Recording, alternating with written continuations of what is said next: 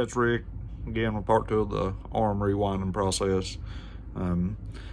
What we have is, you're not going to do this rather quickly, but what we have is this is what you end up with. You have the arm, if I can grab a hold of it. You have the arm, no winds on it. I'm going to clean it up some. I mean, it's still got some. This one actually had a little bit of epoxy and stuff around it that I wasn't even aware of, and it's got a little bit around the edges and stuff. I noticed on one of the stacks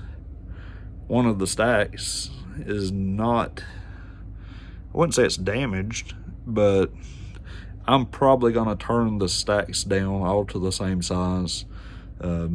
If you remember, I don't know how long everybody has been slot car racing, but the old Trinity or Slotworks Outlaw arms had just a hair shorter stack than these. Looked just like a Parma Super 16D.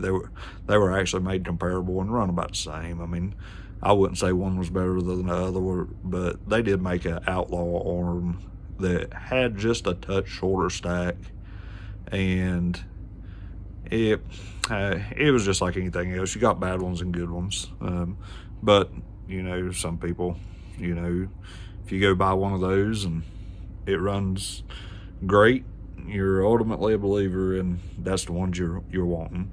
The comm on this arm is still really good. I mean, it's still got a lot of gold around that green. I got to take the little wires off of it. Right, I just actually clipped them. I haven't unsoldered them yet.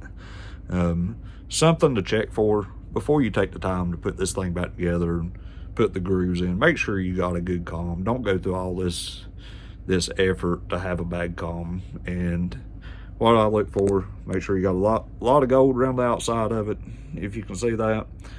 And check the grooves. Some of these companies, they're just splashing these things together and splashing glue everywhere. And don't put a comm back on if it's got a groove filled up with glue.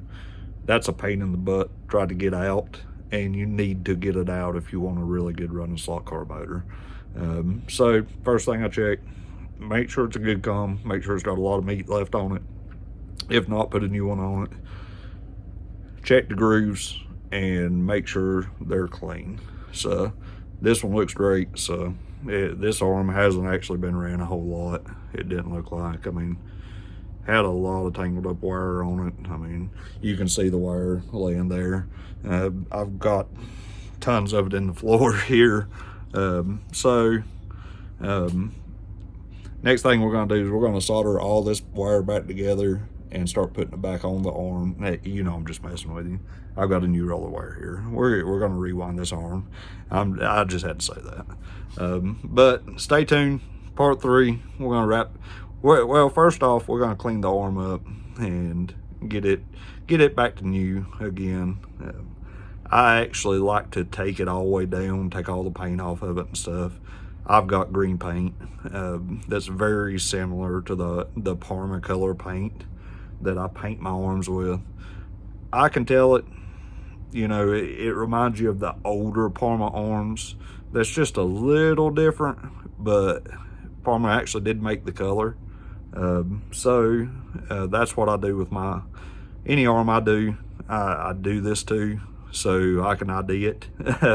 So let's do it. Let's do the work. I'll be back in a few.